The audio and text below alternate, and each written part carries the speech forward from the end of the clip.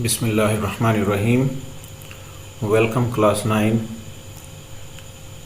Today we are going to review a very important unit of your book, and that is the review of unit number 5 to 8. It is called review 2. You have 3 reviews in all in the whole book. Unit number 1 to 4 gives first review, and the unit number 5 to 8 gives the second review, and at the end of the book you will find another review 3. These reviews are very important as examination point of view, because the examiners find it easy to select ready-made questions. I think I should say they select ready-made questions to compose a paper, because the composing of the 9th class paper is a lengthy task that takes 1 hour or plus. So it is a very short and very sharp solution for the examiners who are going to set the papers. So I give it much importance, and I think that every student should focus on these questions that are included in these reviews, in these review exercises. I am in a habit to give a separate paper, separate sample paper or paper test at the end of the book that is based on really and purely on these 3 reviews. So let's start. Today we are going to start comprehension. Here are 5 questions, and they are based on unit number 5 to 8. And who can tell you what are the titles of unit number 5 to 8? Anyone? Yes. Unit number 5 was a beautiful poem, Daffodils, written by William Wordsworth. A question will be included from that. And the second unit number 6, the Qaid's Vision and Pakistan. It was based on Quaid-e-Azam's speeches and sensitive situation of Pakistan's emergence. And the next was Sultan Ahmad Masjid. It is a magnificent mosque in Turkey, Istanbul, and the lesson tells about its interior and its history. And the lesson number 8 was another beautiful poem, Stopping by Woods on a Snowy Evening. اور اگر آپ کو یاد ہو تو summaries کے بارے میں میں نے نہیں کہا تھا. ان دونوں پوئمز کی سمری بھی امپورٹنٹ ہے، کیونکہ یہ دونوں پوئمز آپ کو ایگزامینیشن میں آتی ہیں اور دونوں میں سے ایک مسٹ آتی ہے. تو اس کی خوبصورت سی اور ایک زبردست سی سمری تیار کر کے رکھیں جو کہ آپ کو ایگزامینیشن میں لکھنی ہوگی. پیرافریز بھی آتی ہے اس کے ساتھ ساتھ. پیرافریز کے بھی 5 نمبر ہوتے ہیں، لیکن اس میں 5 نمبر لینا مشکل ہوتا ہے. تو چنانچہ ہمارے یہاں جو رواج ہے کہ ہم سمری کو ہی بہترین انداز میں کرنے کی کوشش کرتے ہیں جو ہمیں 5 نمبر دے جاتی ہے، کیونکہ 2-3 کوٹیشنز ہوں اور اس کا اوپر پوئم کا اور پوئٹ کا ریفرنس ہو، بیوٹیفل بگننگ ہو اور 2 پیراگرافس میں آگے سمری لکھ دی گئی ہو، اینڈ پہ کنکلوژن نکال دیا جائے، تو یہ بڑا ایک آسان سا حل ہے کہ آپ 5 نمبر لے سکتے ہیں. So let's move towards comprehension today's topic. What do the daffodils represent in the poem? یہ فرسٹ کویشچن، اور یہ اس پوئم سے مراد دی poem Daffodils written by William Wordsworth. Daffodils symbolize the beginning of the spring. Daffodils یا پھولوں کا کھلنا یا کونپلوں کا نکلنا، یہ سب کیا ہیں؟ یہ سب موسم بہار کی علامات ہیں. In this poem they also stand for nature and its balmy effects on human mind and soul. In this poem، اس نظم میں they also stand for nature، یہ نیچر کی بھی نمائندگی کرتے ہیں. اسٹینڈ فار کا مطلب نمائندگی کرنا، ریپریزنٹ کا مطلب نمائندگی کرنا، سمبلائز کا مطلب علامت ہونا. they also stand for nature، یہ نیچر کی نمائندگی کرتے ہیں. اینڈ آلسو بامی ایفیکٹس اور اس کے جو بام کا کیا ایفیکٹ ہوتا ہے, ہیلنگ ایفیکٹ ہوتا ہے نا, تو ہیلنگ ایفیکٹ یعنی کہ دکھی دلوں کا مداوع کرنا, in human mind and civil, انسانی جسم اور ذہن پر. سو اس کی دو ریپریزنٹیشن دے دیں, یہ اسپرنگ کی بھی ریپریزنٹیشن ہے اور نیچر کی بھی ریپریزنٹ ہے, اور ہیومن مائنڈ پر اس کے بامی ایفیکٹ کا بھی ذکر ہے. Question number 2. How has the poet highlighted the impact of the poem by using the figurative language? Figurative language سے مراد یہ poetical devices ہوتی ہیں جن کی مدد سے نظم کے ایفیکٹ کو بہتر بنانے کی کوشش کی جاتی ہے. آخری لائن میں آپ دیکھیں وہ 4 ٹیکنیکس جن کے لیے کچھ آپ نے ڈیفینیشنز بھی یاد کی تھیں. آپ کی بک کے پیج میں ابھی آپ کو یس بک کے پیج نمبر 54 پہ ہیں یہ فگریٹو اسپیچز, جس میں سملی, میٹافر, پرسونیفیکیشن اور امیجری, اور امیجری میں آپ کی 5 سینسز یعنی ویژول, آڈیٹری, اسمیل, ٹیسٹ اور ٹچ, 5 سینسز کا بھی ذکر ہے جن کی مدد سے آپ مینٹل امیجز کریٹ کرتے ہیں. So the use of figurative language makes a concept clear and beautiful. یہ کسی آئیڈیا کو کلیئر کرنے کے لیے ضروری ہے, جیسے وہ نظم کے اندر مختلف ڈیوائسز مختلف انداز سے مختلف فگریٹو ٹیکنیکس یوز کرتے ہوئے پڑھنے والے کے ذہن پر بڑا خوبصورت تاثر چھوڑتا ہے. This adds colours to the text, یہ ٹیکسٹ میں رنگ بھرنے کا کام کرتا ہے. The poet has highlighted the impact of the poem by using simile, metaphor, personification and imagery. اس کی ان 4 کی ڈیفینیشنز اور ان کا یوز آپ پڑھ چکے ہیں پیج نمبر 54 پہ, اور اس کے ساتھ ساتھ پوئم کے اندر بھی. سملی کا مطلب تشبیہ دینا, اور اس سے یہ تشبیہ دینے کے لیے آپ انگلش میں ایز یا لائک کے ورڈ یوز کرتے ہیں, جیسے ایز بیوٹیفل, ایز مون. جبکہ میٹافر کے لیے, میٹافر کو اردو میں استعارہ کہتے ہیں, جس کے لیے آپ ایز اور لائک کے ورڈ یوز نہیں کرتے. شی از ریڈ روز یا ہر چیکس آر ریڈ روز, یہاں پہ آپ کمپیریزن تو کرتے ہیں لیکن ایز یا لائک کے ورڈز یوز نہیں کرتے. اس کے بعد آ جاتے ہیں پرسونیفیکیشن کی طرف. پرسونیفیکیشن سے مراد نان ہیومن تھنگس کو ہیومن کوالٹیز عطا کرنا, جیسے یہاں پہ اس نے filtering and dancing in the breeze کا پرسونیفیکیشن یوز کی, کہ جناب فضا میں اپنے سر یوں ہلا رہے ہیں جیسے انسانوں کے سروں کے بال پڑپڑاتے ہیں اور انسان ڈانس کرتے ہیں.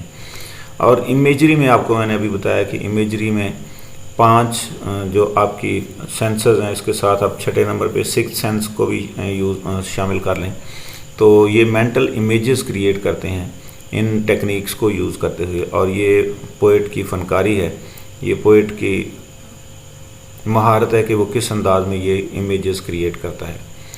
Question number 3. What was the Quaid's concept of our nation. ہم ڈیفوڈل سے نکل آئے, ہم آگے قائد اعظم کی طرف. Unit number 6, Quaid's vision and Pakistan. What was the Quaid's concept of our nation. بہت ہی important question. The Quaid said that they were a strong nation with distinctive culture and civilization. Quaid Azam کا خیال تھا کہ ہم ایک مضبوط قوم ہیں اور ہمارا ایک نمایاں کلچر ہے, نمایاں ثقافت ہے اور تہذیب ہے. سویلائزیشن کا مطلب تہذیب, رہن سہن, کلچر, ثقافت. He said that they had their own distinctive outlook of life. اور قائد اعظم کا یہ بھی کہنا تھا کہ زندگی کے ہر شعبے کے بارے میں ہمارا اپنا نمایاں نقطہ نظر ہے. ہم ہندوؤں سے, سکھوں سے, عیسائیوں سے, یعنی کہ دیگر تمام مذاہب سے ہٹ کے ایک نمایاں سوچ رکھتے ہیں. So the Qaid said that they were a strong nation with distinctive culture and civilization. He said that they had their own distinctive outlook on life. Question number 4. How can we become a strong nation? How can we become a strong nation? ہم ایک مضبوط قوم کیسے بن سکتے ہیں؟ تو یہ unit ہمارا قائد اعظم کے ارشادات کی روشنی میں, کہ قائد اعظم کے ہم ارشادات کیا ہیں, قائد اعظم کی تھاٹ کیا تھی ہماری قوم کے بارے میں اور ہمارے کنٹری کے بارے میں. We can become a strong nation by forgetting our differences and working together for the national cause. یہ 2 بڑی امپورٹنٹ چیزیں ہیں کہ ہم ایک تو یہ کہ اپنے آپس کے اختلافات کو بھول جائیں، یعنی متحد ہو جائیں، ایک امت بن جائیں. And working together for the national cause, اور انڈیویجولی ورک کرنے کی بجائے نیشنل کاز کے لیے ہم ٹوگیدر کام کریں. اس کا مطلب یہ ہے کہ ہم ذاتی مفادات پر قومی مفادات کو ترجیح دیں، تو ہم ایک سٹرانگ نیشن بن سکتے ہیں، ہم دنیا بھر میں اپنا ایک بہترین مقام بنا سکتے ہیں. کویشچن نمبر 5، اور یہ بھی آپ کا یونٹ نمبر 6 قائد ویژن میں سے تھا. What does love of our country demand from us? یہ بھی یونٹ نمبر 6 میں سے ہے. What does love of our country demand from us? ہمارے وطن کی محبت ہم سے کس چیز کا تقاضا کرتی ہے؟ The love of our country demands from us to rectify our mistakes and work according to the wishes of our Quaid. وطن سے محبت کا تقاضا یہ ہے کہ ہم اپنی غلطیوں کی اصلاح کریں، اینڈ ورک، اور کام کریں according to the wishes of our Quaid, اور اپنے قائد کی خواہشات کی روشنی میں کام کریں کہ ہمارے قائد کیا چاہتے تھے، اور ہمارے قائد اس ملک کو کیسا دیکھنا چاہتے تھے، اور ہمارے قائد اس قوم کو کتنا. جب قائد اعظم نے یہ کہا تھا کہ آپ ایک سٹرلنگ مٹیریل سے بنے ہیں، آپ انتہائی خالص ہیں، تو اس سے مراد یہ تھا کہ ہم اپنی ان چھپی ہوئی صلاحیتوں کو پہچانیں جن کی وجہ سے مسلم معاشرے کی ایک علیحدہ ایک ڈسٹنکٹیو ریکگنیشن ہے، ایک علیحدہ پہچان ہے. Question 6، how does the interior of the masjid look? یہاں پہ ہم آ گئے یونٹ نمبر 7، یعنی دا بلو مسجد. دا بلو مسجد یہ رائل ماسک تھی ٹرکش کیپٹل استنبول میں، جسے کنگ احمد، چونکہ سلطان احمد مسجد اس کا نام ہے، تو کنگ احمد 1 نے اسے تعمیر کروانا شروع کیا تھا، لیکن یہ اس کے دور میں مکمل نہیں ہوئی. اس کے بعد 1616 میں اسے اس کے جانشین مصطفیٰ اول نے مکمل کروایا تھا. تو ابھی یہاں پہ اس کے انٹیریئر کے بارے میں ہے کہ اس کا اندرونی حصہ کیسا لگتا ہے. The interior of the masjid at the lower level is lined with more than 20,000 handmade ceramic tiles in more than 50 different tulip designs. مسجد کا اندرونی حصہ لوور لیول پہ یعنی نچلی سطح پر 20,000 سے زیادہ ہینڈ میڈ ہاتھ سے بنی ہوئی سیرامک ٹائلز ہیں، چینی ٹائل ہیں، جس میں 50 سے زیادہ ٹیولپ کے یعنی گلے لالا کے ڈیزائن ہیں، مختلف ڈیزائن بنے ہوئے ہیں.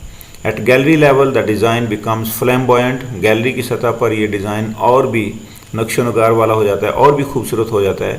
With representation of flowers, fruit and cypresses, جس میں پھولوں کی، پھلوں کی اور سرو کے پودوں کی نمائندگی ہے. یہاں پہ یہ خوبصورت ڈیزائن بنائے گئے ہیں. The upper level of the interior is painted blue. اس کے اپر لیول کو، اس میں چھت بھی شامل ہو سکتی ہے، اپر لیول کو نیلا پینٹ کیا گیا ہے. The chandeliers illuminate the interior with their glow. اس کے بعد شینڈلیئرز ہیں، شینڈلیئرز جو فانوس جس میں 100 کے قریب بلب لگے ہوتے ہیں، اور یہ اس کے ہال کو illuminate کر رہے ہوتے ہیں. illuminate منور کرنا، روشن کرنا. دا انٹیریئر ود دیئر گلو. اس کے بعد آیات قرآنی ہیں دیٹ انکلوڈ دا ڈیکوریشنز. آیات قرآنی بھی ڈیکوریشنز کا حصہ ہیں جو کہ دیواروں پر لکھی گئی ہیں اور خوبصورت انداز میں خوبصورت خطاطوں سے یہ لکھوائی گئی تھیں. Floors are covered with carpets. جبکہ اس کے فرش قالینوں سے ڈھکے ہوئے ہیں، اس کے فرشوں پر قالین بچھائے گئے ہیں. کون سا یونٹ تھا یہ والا؟ Unit number 7، the Sultan Ahmed masjid. Question 7، why was a separate royal room attach to the مسجد؟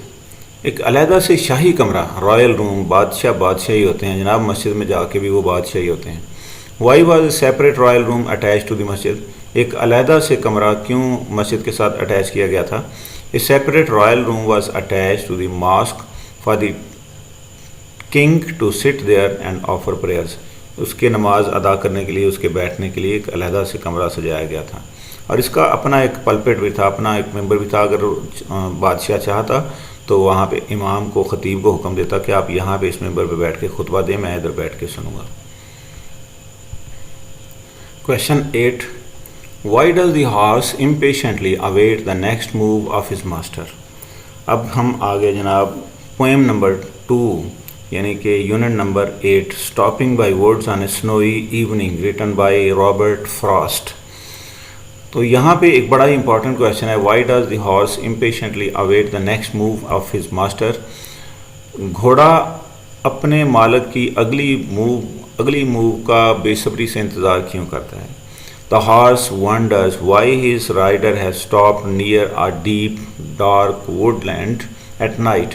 گھوڑا پریشان ہے کہ رات کے وقت, اب یہ ایوننگ ہے جسے وہ ڈارکیسٹ ایوننگ کہتا ہے, تو اس ڈارک نائٹ میں, اس ڈارک ایوننگ میں اس جنگل کے قریب اس کا مالک کیوں رک گیا ہے؟ ہی فیئرز دیٹ دے مائٹ سفر سم تھنگ رانگ. اسے خوف ہے کہ کہیں ان کے ساتھ کچھ غلط نہ ہو جائے. Therefore he is awaiting impatiently for the next move of his master. چنانچہ وہ اپنے مالک کی اگلی موو کا انتظار کر رہا ہے, اگلے حکم کا انتظار کر رہا ہے کہ اس کا مالک نیکسٹ کیا کرے گا, کیونکہ یہاں رکا تو نہیں جا سکتا, فارم ہاؤس یہاں پہ ہے کوئی نہیں, اور کھانے پینے کی چیزیں, ٹھہرنے کے لیے کوئی جگہ نہیں ہے, تو یہاں پہ رکنے کا. لیکن شاعر, the poet was enchanted by the beauty of the woods, so he waited there for a while, but at the end he says that he has promises to keep before going to sleep. Anyhow, that's end of today's first session, that is based on questions and answers of 4 different lessons. Basically it is a review exercise, and the most important questions from 4 lessons have been included in this exercise. See you in the next session. Please do remember these questions as most important questions of this part. خدا حافظ.